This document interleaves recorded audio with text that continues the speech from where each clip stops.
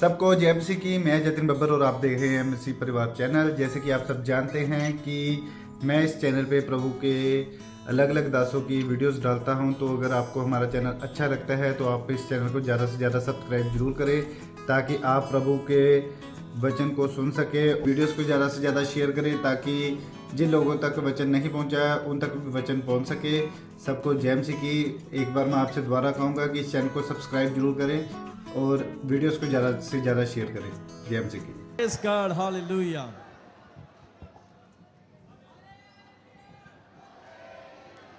7 बार hallelujah का नारा लगा दें।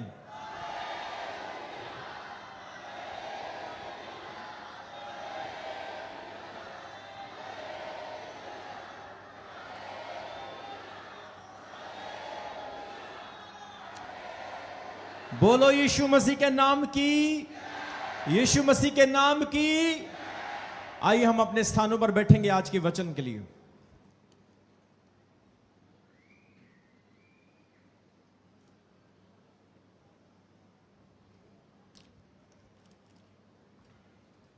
आज का समय बहुत ही ब्लेस्ड है, बहुत ही अच्छा है, क्योंकि आज परमेश्वर की सामर्थ हमारे बीच में काम कर रही है।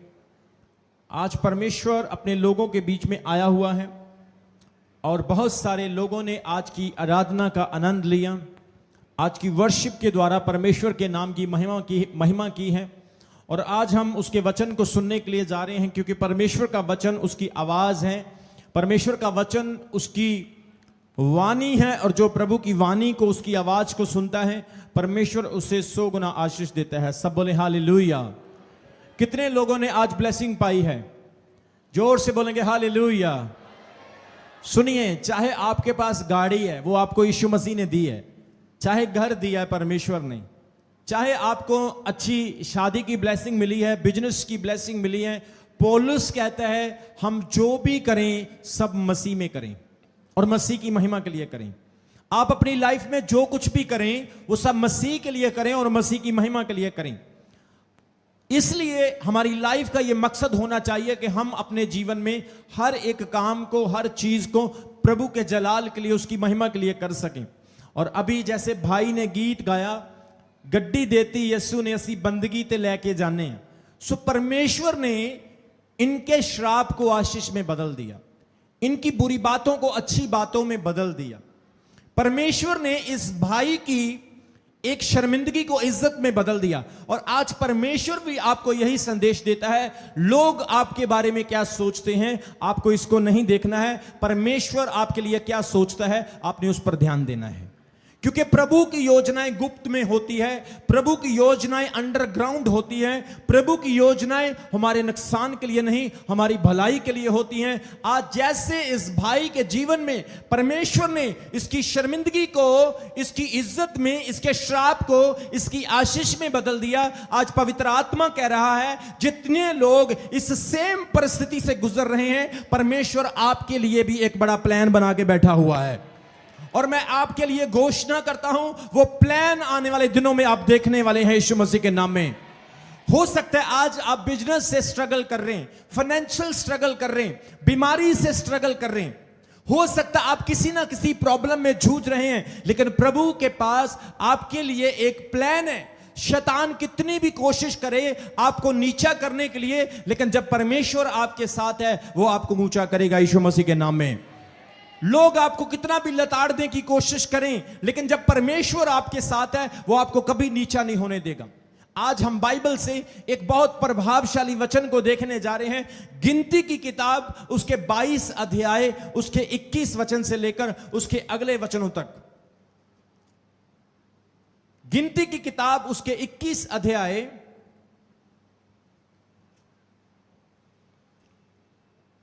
22 अध्याय उसके 21 वचन में। Numbers chapter 22 verse 21 to onwards. हम जब इसके 22 अध्याय को, 23 अध्याय को और 24 अध्याय को पढ़ते हैं, 22, 23 ते 24 जो असी पढ़ते हैं, इन तीनों अध्यायों में हमें एक बहुत ही प्रभावशाली चीज मिलती है। मैं चाहता हूं कि हम सबसे पहले गिनती उसका 22 अध्याय उसके 21 वचन में देखेंगे, वहां पे क्या लिखा है। तब बिलाम भोर को उठा और अपनी गदी पर काठी बांधकर मोआबी हाकिमों के संग चल पड़ा, और उसके जाने के कारण परमेश्वर का कोप भड़क उठा, और यहोवा का दूत उसका विरोध करने के लिए मार्ग रोककर खड़ा हो गया। वह अपनी गदी पर सवार होकर जा रहा था, और उसके संग उसके 2 सेवक भी थे, और उस गदी को यहोवा का दूत हाथ में नंगी तलवार लिए हुए मार्ग में खड़ा हुआ दिखाई पड़ा। तब गदी मार्ग छोड़कर खेत में चली गई। तब बिलाम ने गदी को मारा कि वह मार्ग पर फिर से आ जाए। तब यहोवा का दूत दाख की बारियों के बीच में गली में, जिनके दोनों ओर बारी की दीवार थी, खड़ा हुआ। यहोवा के दूत को देखकर गदी दीवार में ऐसी सट गई कि बिलाम का पांव दीवार से दब गया। तब उसने उसको मारा। तब यहोवा का दूत आगे बढ़कर सकरे स्थान पर खड़ा हुआ, जहां ना तो दाहिनी और हटने की जगह थी और ना बाईं ओर। वहां यहोवा के दूत को देखकर गदी बिलाम के लिए दिए बैठ गई। तो बिलाम का कोप भड़क उठा और उसने गदी को लाठी से मारा। तब यहोवा ने गदी का मुंह खोल दिया और वह बिलाम से कहने लगी, मैंने तेरा क्या बिगाड़ा है कि तू मुझे 3 बार मार रहा है? बिलाम ने गदी से कहा, यह कि तूने मुझसे नटखटी की है। यदि मेरे हाथ में तलवार होती तो मैं तुझे अभी मार डालता। गदी ने बिलाम से कहा, क्या मैं तेरी गदी नहीं जिस पर तू जन्म से आज तक चढ़ता आया है? क्या मैं तुझसे कभी ऐसा करती थी? वह बोला, नहीं। तब यहोवा ने बिलाम की आंखें खोली और उसको यहोवा का दूत हाथ में नंगी तलवार लिए हुए मार्ग में दिखाई पड़ा। तब वह झुक गया और मुंह के बल गिर के दंडवत की। यहोवा के दूत ने उससे कहा, तू अपनी गदी को 3 बार क्यों मारा? सुन, तेरा विरोध करने को मैं ही आया हूं, इसलिए कि तू मेरे सामने उल्टी चाल चलता है। सब बोलेंगे हालेलुया। कितने जनों को इस वचन की समझ आ रही है? आज हम देख रहे हैं कि जब हमारे ऊपर श्राप होता है, जब हमारे जीवन में लानतें होती है, तो जब आप परमेश्वर के साथ सही चलते हैं तो परमेश्वर के चुने हुए लोगों पर कोई लानत काम नहीं करेगी। परमेश्वर के चुने हुए लोगों पर कोई श्राप काम नहीं करेगा। आज हम एक बहुत ही अद्भुत कहानी को, सच्ची घटना को देखने जा रहे हैं। बाइबल कहती है कि जब इस्राएली लोग मिस्र से निकले थे तो मिस्र से आते आते उन्हें कई देशों के साथ लड़ना पड़ा। बहुत सारे देशों को लड़ाई करके, युद्ध करके इजरायली लोगों ने जीत लिया। और जैसे इजरायलियों ने बहुत सारे लोगों को जीता तो रास्ते में एक देश आया जिसका नाम था मोआब देश। सब बोलो, सब बोलो, मोआब देश। और मोआब देश का जो राजा, जिसका नाम था बलाक राजा, बलाक राजा नहीं चाहता था कि जिस तरह से दूसरे देश हारे हैं मैं भी हार जाऊं। वो चाहता था कि इस्राएली बहुत मजबूत हैं, बहुत तकड़े हैं, वो बहुत शक्तिशाली हैं, तो मैं किसी ना किसी तरीके से इस्राएलियों को हरा दूं, इस्राएलियों को कमजोर कर दूं, उनकी शक्ति को निर्बल कर दूं। तो उसने एक योजना बनाई कि क्यों ना इस्राएल में से एक भविष्यवक्ता को बुलाया जाए, जिस भविष्यवक्ता का नाम है बिलाम। सब बोलो, क्या है? बिलाम। बलाक ने कहा, मैं क्या करूंगा, उस बिलाम भविष्यवक्ता को बुलाऊंगा और कहूंगा कि इस्राएलियों के विरुद्ध में जो लोग बहुत शक्तिशाली हैं, जो बहुत तकड़े हैं, जिनके पास बहुत सारी बरकतें हैं, बिलाम भविष्यवक्ता इनके लिए भविष्यवाणी करे और भविष्यवाणी के बाद ये कमजोर हो जाएं। आज भी लोग जब आपकी ताकत को देखते हैं, आज भी जब लोग आपकी बरकतों को देखते हैं, वो हमेशा आपको कमजोर करने की कोशिश करेंगे। वो हमेशा बात ढूंढेंगे कि किसी ना किसी तरीके से इनको कमजोर किया जाए। लेकिन याद रखें, जब परमेश्वर आपके साथ होगा कभी आप कमजोर नहीं होंगे, यीशु मसीह के नाम में। बाइबल कहती है, इसने इस्राएल के भविष्यवक्ता बिलाम के पास अपने सेनापतियों को, अपने दूतों को भेजा और क्या कहा कि उसको बुलाओ, वो मेरे पास आए और इस्राएल के लोगों के लिए श्राप की वचन को बोल दे। उन्होंने सोना, चांदी, कपड़े, दौलत, बहुत बड़े बड़े इनाम, बहुत बड़े बड़े तोहफे उस भविष्यवक्ता के पास अपने दूतों के साथ भेज दिए। और जैसे ही उसके दूत बिलाम भविष्यवक्ता के पास जाते हैं, बाइबल कहती है उन्होंने सोना चांदी बहुत सारा पैसा उसको दिखाया और कहा हमारे राजा बलाक ने तुझे बुलाया है, तू मोआब देश में हमारे साथ चल और तुझे एक काम करना होगा। उसने परमेश्वर से प्रार्थना की। कितने जनों को समझ आ रही है? भविष्यवक्ता ने क्या किया? प्रभु से प्रार्थना की कि प्रभु मैं जाऊं या ना जाऊं। परमेश्वर ने उसको कहा तू जा, परंतु बात सुन, जो मैं कहूंगा वही करना। आज कई भविष्यवक्ता हैं, वो परमेश्वर से नहीं पूछते, वो कहते प्रभु से बाद में पूछेंगे, जो मैं करूंगा सो मैं ही करूंगा। लेकिन याद रखें, सच्चा प्रॉफिट, सच्चा अपोस्टल, सच्चा संत, प्रभु का दास कोई भी काम प्रभु की इच्छा के बिना नहीं करेगा।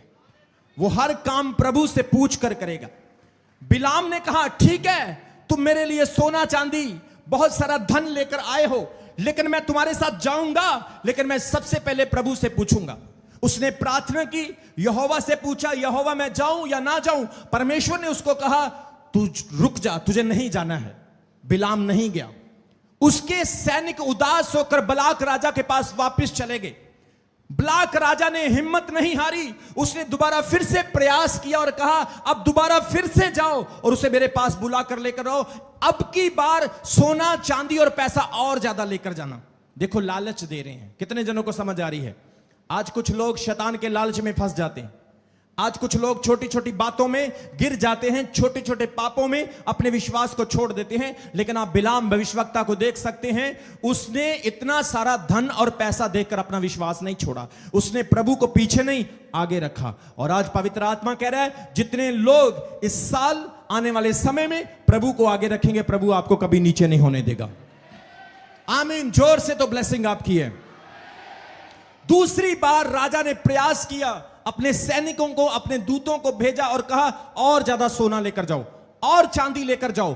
वो कहने लगे चल हमारे साथ, हमारे राजा ने तुझे बुलाया, तुझे मोआब में जाना होगा। उसने कहा ठीक है, सबसे पहले मैं परमेश्वर से पूछूंगा। मेरे प्रियो, उसने प्रभु से प्रार्थना की और कहा प्रभु क्या मैं जाऊं या ना जाऊं? परमेश्वर ने उसको कहा तू जा, पर याद रखना जो मैं तुझे कहूंगा तुझे वही बोलना होगा। कितने जनों को समझ आ रही मेरी बात की? पहली बार प्रभु ने उसको परमिशन नहीं दी, दूसरी बार प्रभु ने उसको परमिशन देकर क्या कहा? तू जा, लेकिन जो मैं कहूंगा तुझे वही बोलना होगा। आज कलीसिया मेरी बात को ध्यान से सुन लो। अगर आप अपने जीवन में कामयाब होना चाहते हैं, आप अपनी लाइफ में आगे बढ़ना चाहते हैं, जो प्रभु कहेगा आप वही बोलना।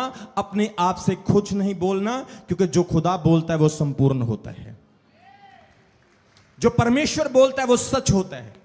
आपकी बातें बोली हुई बदल सकती है, लेकिन परमेश्वर की बोली हुई बातें कभी नहीं बदल सकती है।